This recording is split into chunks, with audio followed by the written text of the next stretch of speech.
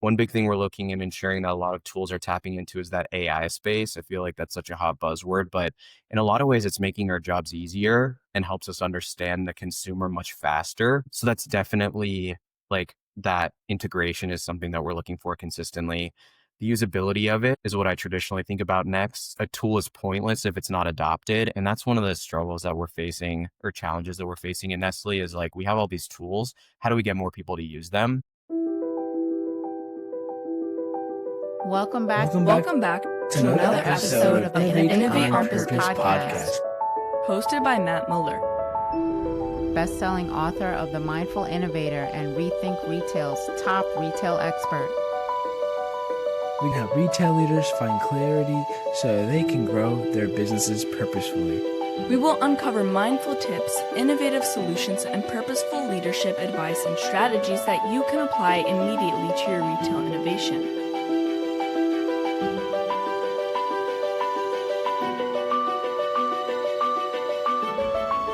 Are you ready to innovate on purpose?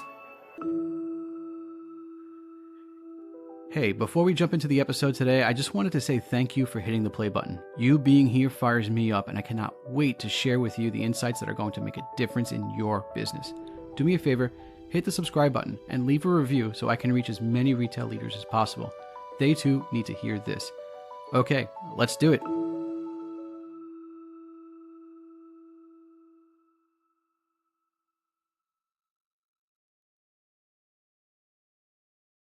Welcome back to Innovate on Purpose, the show where we explore bold ideas and honest conversations that move retail and CPG forward. I'm your host, Matt Mueller, and today I'm excited to be joined by Aaron Winkler, the head of digital marketing analytics at Nestle.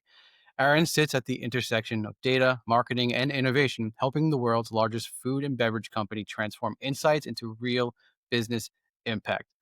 We're going to dive into how Nestle navigates the overwhelming world of data, the tools and the approaches they use to unlock value at scale, and how leaders can cut through the noise to turn insights into meaningful action. It's a conversation about purpose, practicality, and innovation that I know our audience of retail executives, operators, founders, and brand leaders will find incredibly valuable. So let's jump in. Aaron, thank you so much for being on the show today. Yeah, thank you so much for having me. I'm excited to be here. Yeah, so excited to continue the conversation. We had a chance to meet at Digital Food and Beverage. I think it was back like in May of this year in West Palm Beach. And it was just, I got to hear your keynote, and it was just so fascinating to hear about what you are doing at Nestle and the impact that you're having. So excited to continue the conversation from Digital Food and Beverage. Yeah, I'm so glad you enjoyed that conversation. It was a sunny day in West Palm Beach, a little gray here in Washington, D.C., but excited to continue the conversation with you as well. Absolutely. So at Digital Food and Beverage, you spoke on stage about purpose and how Nestle is using data. And I definitely want to dive into that in a bit. But just to get people up to speed here, can you just give us a quick introduction of who Aaron is and what you're doing at Nestle? Yeah, head of digital marketing analytics at Nestle, like you mentioned. I manage a small but mighty team. We really focus on a variety of digital properties, how we can optimize them to meet our consumers in a compelling way. So, think website, organic search, social media. We do influencer work, manage content creators, email ratings and reviews, even digital retailer shelf and optimizing those channels as well is part of the scope of our team. And part of what I've been really working on at Nestle here is building out those capabilities and building out the knowledge within Nestle that this team kind of exists and can help them optimize their channels for a variety of different products and campaigns that they're running. So, everyone knows Nestle is a huge organization. It's the largest food and beverage organization in the country, and we work primarily across 30 brands.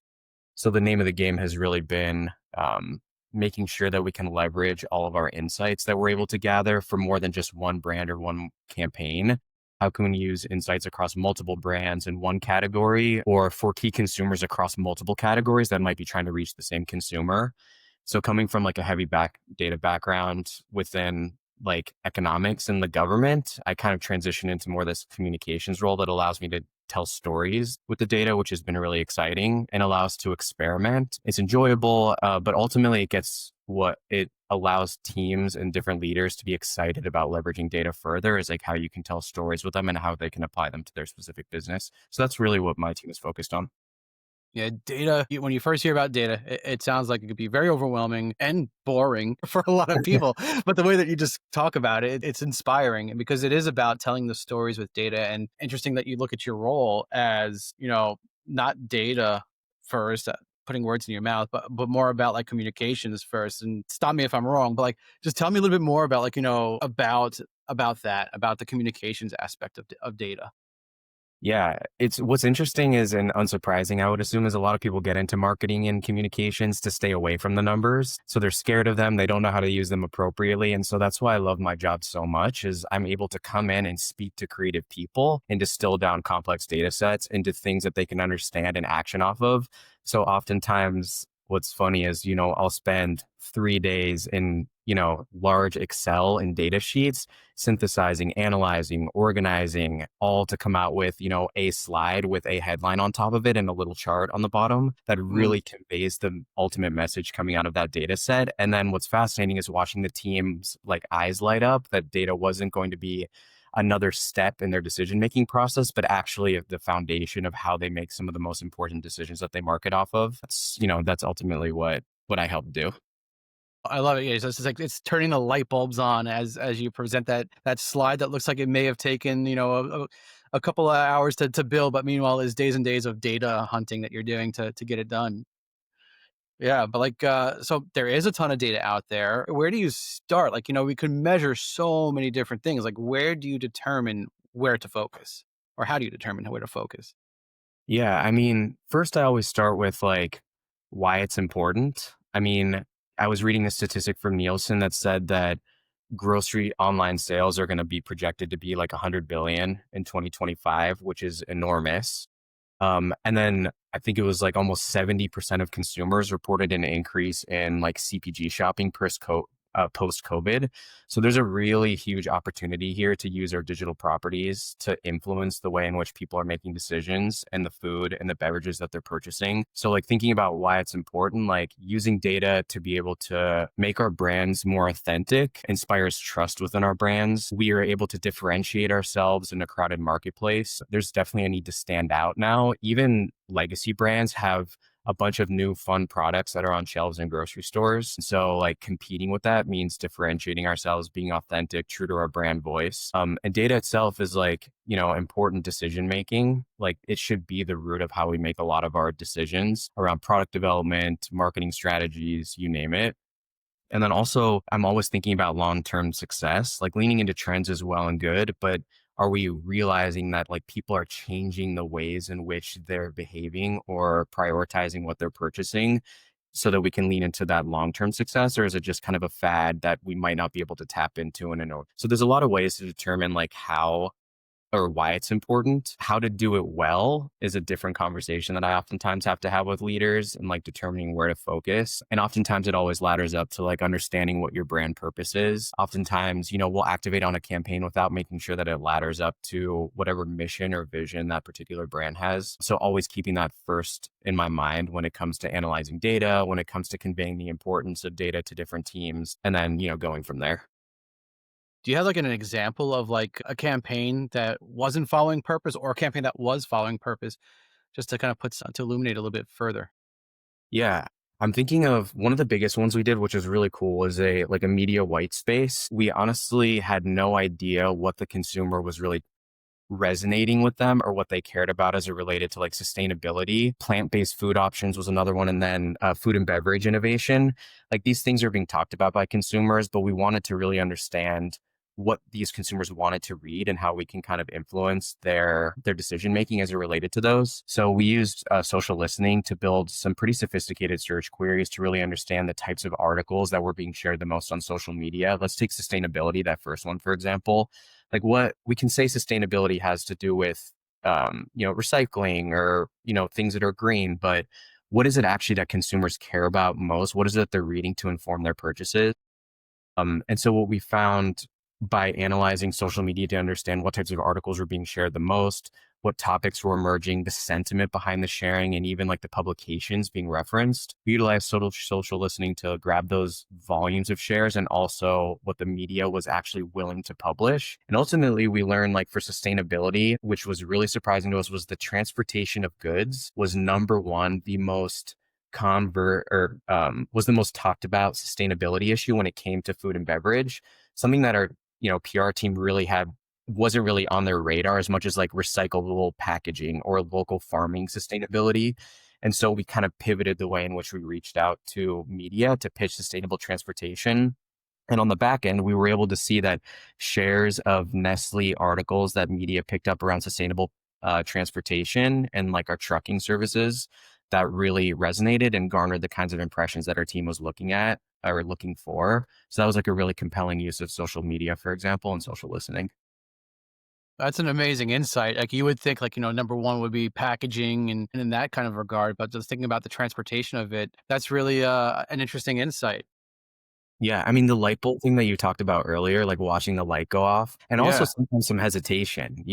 Sometimes they're hesitant to be like, we're not going to shift an entire strategy based off one analysis. But if you're able to put a visualization in front of them that clearly showcases over time the way in which the conversation is moving, why we think it's going to continue, it really does bring them along the data journey. So that data visualization part, that white space heat map kind of visual really helped convey to the team like a transition in or a shift. Curious, like, did it go beyond communications? Like you have you have this new insight, you start sharing articles about how Nestle is taking care or being a steward within this space.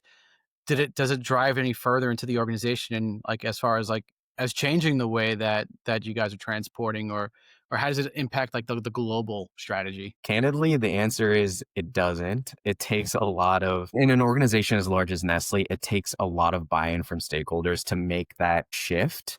I think, Hmm. our PR team is close to me and our marketing ecosystem enough, and I have relationships enough to be able to influence the way in which we do things. Then it's up to them to kind of convey to the larger marketing group the results they achieved as a result of that. And so that's definitely a work in progress. There's definitely progress being made. Now there are people that know that this is part of the conversation and hopefully they use that in their own marketing channels. And that really speaks to like, how do we get teams all in a room and aligning on a particular sustainability message, for example? And that's definitely a work in progress. Some of the things that I often think about is like, again, how do these objectives within the organization, how can this insight about sustainable transportation ladder up to what our organization wants to achieve, which is bringing down carbon emissions. And so tying those insights back to organizational goals, often you can put a bug in the ear of leaders in a better way.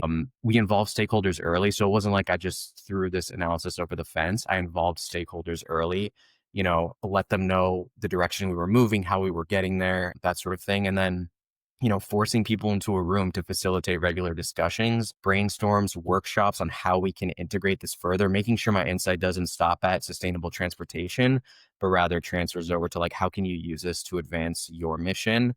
Is the best way I've found to get people involved. And, it's a slower process, but we definitely Oh see yeah. people, it resonating with people more that way. Well, first off, thanks for your candidness. But secondly, yeah, Nestle is a big ship in the ocean, right? And to turn that ship and move in a certain direction, it takes time to get there. It's a slow process. Actually, I was just looking at my photos today from an old initiative that I started 7 years ago. That's finally being implemented across the country, and it's like, yeah, it took 7 years for us to take that little seed of like, wow, this can be amazing, to all of a sudden, okay, it's actually being implemented. It takes time to move those big ships, so it's but that's like, I guess it kind of proves to a point like where it's like ecom and just that digital space is a perfect testing ground for innovation.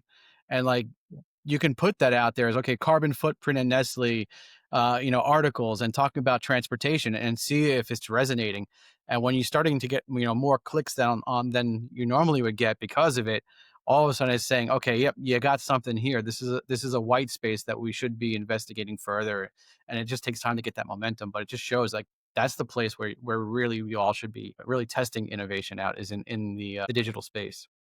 Yeah, and I mean, Nestle is innovating quite a bit. There's a variety of different products that are on the market that are tied directly back to what we believe is going to be of interest to the consumer. So we're already leveraging consumer insights into all of our product innovation, all of our marketing strategies. I think the one larger area of opportunity is actually the one that I lead, which is the digital space. I mean, like we can look at primary research, we can ask consumers questions, we can do a bunch of different like analysis in that respect. But when you look at the digital space, like we have a variety of tools that actually tap into like what people are doing behind their keyboards and on their mouse specifically. So they can say one thing, but they behave differently on digital, which is always Oh such a yeah. fascinating thing.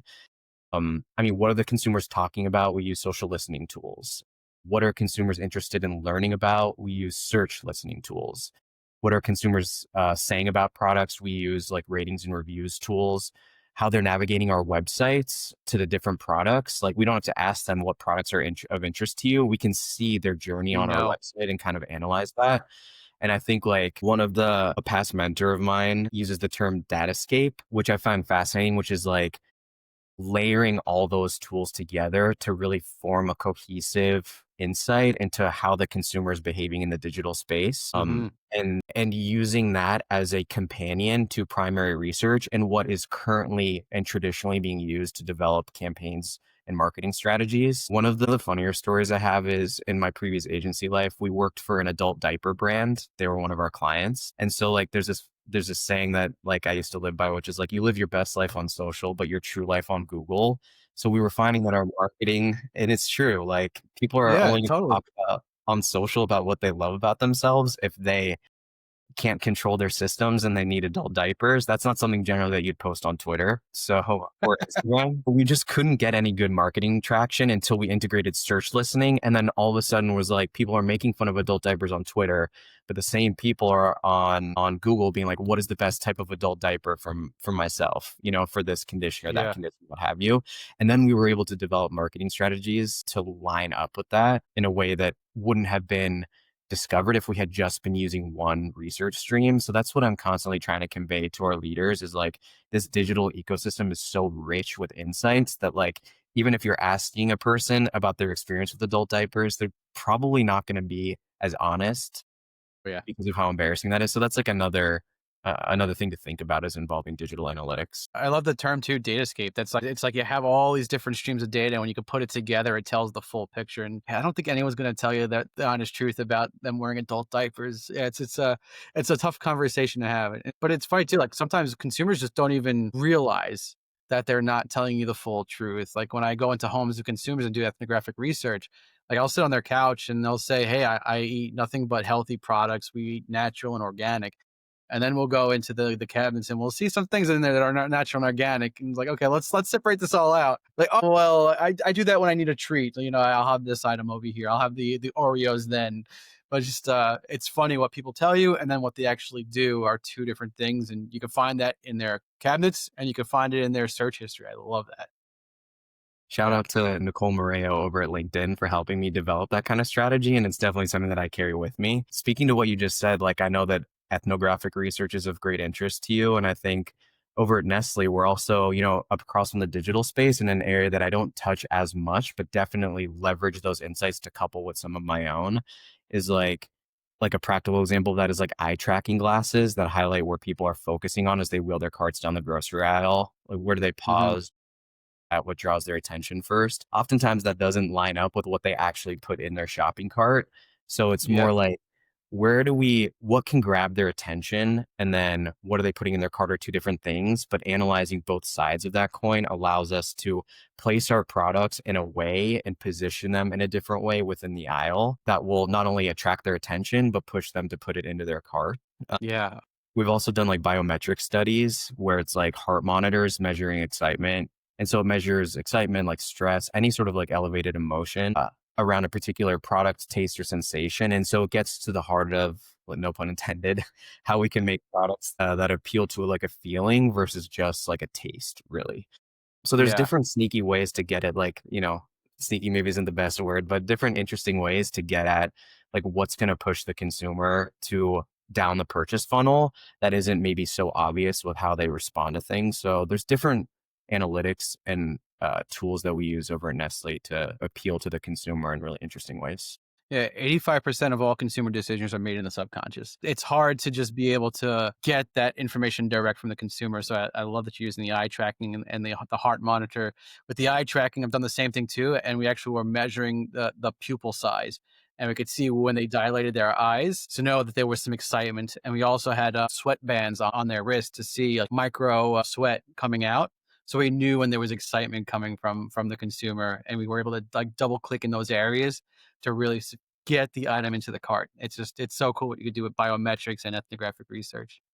But that's a complete tangent. I mean, my gosh, I could talk about that forever. But you mentioned like all the different tools that Nestle is using, and there are so many different tools out there. Like we could do so many different things. Just like we have so many different data points we can leverage. We have so many different tools we can leverage. Like, how do you at Nestle like really fine tune and get that down to a funnel? Say, hey, here are the tools that we're going to use. Like, how do you even start to begin that assessment? It's the fun part. The traditional ones that I lean on without going to the actual tools themselves are kind of what I already talked about: the social listening, search listening, ratings and reviews, website analytics, that kind of thing. One big thing we're looking and ensuring that a lot of tools are tapping into is that AI space. I feel like that's such a hot buzzword, but in a lot of ways, it's making our jobs easier and helps us understand the consumer much faster. So that's definitely like that integration is something that we're looking for consistently. The usability of it is what I traditionally think about next. A tool is pointless if it's not adopted. And that's one of the struggles that we're facing, or challenges that we're facing at Nestle, is like we have all these tools. How do we get more people to use them? So making sure that the tool is easy to extract information from, easy to navigate, that sort of thing. Relying on or leaning on the support system behind the tool, making sure that we have that available to us as well. I often think about integration into the process is important. Will it require a reorganization of the way that you do things, or can it be a seamless kind of integration? That seamless integration is really important. We have multiple stakeholders test our tools. And that way we know it meets the demands of our organization. And then we consistently reassess the usefulness of the tool. It isn't just like we buy the tool and we have it for the next decade. Like every year, we're taking a look at whether it's giving us what we need, if it's the best solution on the market, if it's cost effective, all those sorts of things. So that's kind of what we think about to make those decisions. And then ultimately, obviously, cost. So are you starting like with like a problem and saying, hey, I need a tool to solve this problem? Or are you looking like just like for the best things that are out there and kind of just taking everything for a test drive? Like, how do you figure out which tools to start with? Yeah, definitely like a blind spot is a big one. Let's take like ratings and reviews, for example. It's so fascinating to me that it's a newer tool and capability that we really lean on at Nestle. So, as I'm looking at the digital space when I started, we were social listening, we were search listening to some extent. We were running analytics on our website and trying to see what people were searching for on there. But we didn't have a tool. We had a tool that would help syndicate ratings and reviews out there, but not really help understanding the themes and the sentiment of the consumer leaving their ratings and reviews. And so I was like, this is right from the horse's mouth, essentially. Like the way that we don't have a tool to understand that is surprising to me. So we started that kind of RFP process with a variety of different tools. First I go to like our Nestle Global, to see if there's already a solution in place or a preferred partner, or Mm. just use, natural search engines to find what's best out there. And then I start meeting with the variety of tools and understanding their capabilities, and then choose two or three of the top ones and then go down that way. But yeah, it's identifying a blind spot really, and saying like, how can we quickly get that information, and what's going to work best for our organization. How do you measure the success of those tools? In different ways. Like, I think one of the bigger ones is obviously how quickly does it get our answers to us? But on the back end, it's like how satisfied are stakeholders with the information they're getting out of the tool to make those actionable decisions. And that's kind of the name of the game here. The more I see tools being used in the wrong ways, the more I start to think to myself, like, is this the best tool to help for the stakeholder to make or action off of? Do I see their strategies changing as a result of this new tool in their possession? And if the answer is no, it might be the wrong tool, but also it could be the right tool that's just not being used the right way. So figuring out how to use the tool myself, and making recommendations to them, setting up automated alerts, creating custom dashboards through API that the data feeds into so that it gives the stakeholder really the answers to the questions they have to be able to change the way in which they conduct their marketing strategy. That's how I evaluate the effectiveness of the tool. Probably different than the stakeholder themselves, but my role requires me to make sure that the tools we do use are being used the right way. Yeah. And you mentioned too, like usage, like that could be such a challenging thing where it's like you have a great tool, you've invested all the time, you've implemented it through the organization, and then it doesn't get used. Like, why? Like, why isn't it being used? And how do you go about? Yeah, I mean, people are busy. That's that period. Like people are busy, it gets deprioritized despite their interest in the tool. So like social listening is a great example of like the whole organization is so hungry for it. We ran through a whole RFP process 3 years ago to get a really sophisticated tool in place. And then people are just busy. They have the ways in which of work, the ways of working that they're used to. They're set in the way they've traditionally tried to understand consumer sentiment. A new tool means time devoted to learning and integrating that into a process that they've already have existed. And then unfortunately, there are some limitations to tools that people hyperfixate on. Like, for example, meta platforms or even TikTok to a certain extent doesn't allow you to grab all the data. So these stakeholders hyper focus on that instead of thinking about the bigger picture of like what the tool can help them do despite certain limitations. So we've tried to overcome some of those challenges through and it's taking quite a bit of time, but education, frequent trainings and reminders, using office hours, emailing tool updates, ensuring that they understand that there's an ease of use there. I constantly think about communicating the easiest and fastest ways to get the insights within the tool and the quickness in which they can do that. An example of like what we try to do here is offering to set up dashboards and alerts for teams through our social listening platform. It puts the tool in front of them regularly, even if they don't have it top of mind at the time. And then hopefully, they click into the link within that automated dashboard, and all of a sudden they're in the tool, and now they're clicking around in the thought bubbles, in the sentiment bar charts, that kind of thing. Like a good example is like Crisis Comes, one of our waters brands changed the packaging, and then all of a sudden consumers weren't finding the product in store. They weren't recognizing it on shelves, and so we pulled data on what people were saying around that packaging and what concerns they have that we could fix on the packaging and the label itself to address. And what we learned was like, people were like concerned with the carbonation being differently in a glass bottle versus a can. And so we had to, relay information around that. Like it's the same carbonation despite a different packaging. And then like the recyclability was a big issue of that also. People were concerned that cans couldn't be recycled as well as glass. So we had to release communications about that. And so relaying what we were able to learn through social listening to our stakeholders often emphasizes the importance of the tool. And hopefully at the very least, they come to us with further questions, and then using that as a case study for other stakeholders to ensure that they're recognizing the importance of the tool. And then repetition, like consistently reminding them that it's there and available to them. That's kind of how we've been getting traction across brands. It's just like a slower effort than we would have hoped, I think, on the social listening side. Yeah, whenever you're implementing new tools within an organization, it's all about change management, and just it's unfortunately not a quick process. Even if it is a tool that delivers just 10 times improvement in the process of your job, it's just different, right? So change takes time. Yeah. But like how you're talking too about like making sure those success stories are shared within the organization and lettered up. Like we're talking about like the crisis management of the new plastic bottle, and how you can get that message out, and then get the storytelling out of how this tool has positively impacted the company is so important. Yeah. And it's not about deceiving consumers or making them think about something in a different way Yeah. or shielding them from some inconvenient truth, but it really is to educate. It's to highlight that like there's a misconception out there and we can market to make that right. So it's invigorating to be able to communicate to consumers and hear the response from them and an understanding from them about why a decision was made. And that transparency kind of builds that trust. And being able to measure it on the back end and showcase to the brand that this is building trust, shifting Yeah. communications. Yeah. Yeah, it makes a lot of sense. One other thing, it's actually kind of reminding me of is like Cracker Barrel. I'm not sure where I'm going with this actually, Aaron, but like Cracker Barrel having to change their logo. I mean, look at social listening there, and how it went from full rebrand of the organization into all of a sudden, oh, maybe we should backpedal here. Yeah.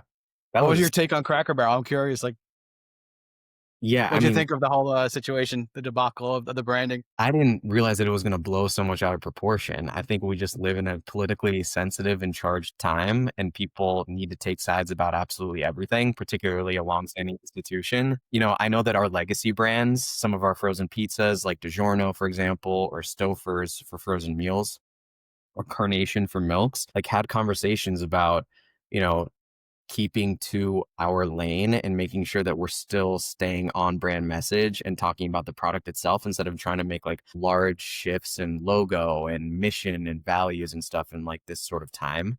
So that's what our brands took away from it, is like stay focused on the mission and delivering to consumers what they need and not ruffling too many feathers along the way, I think.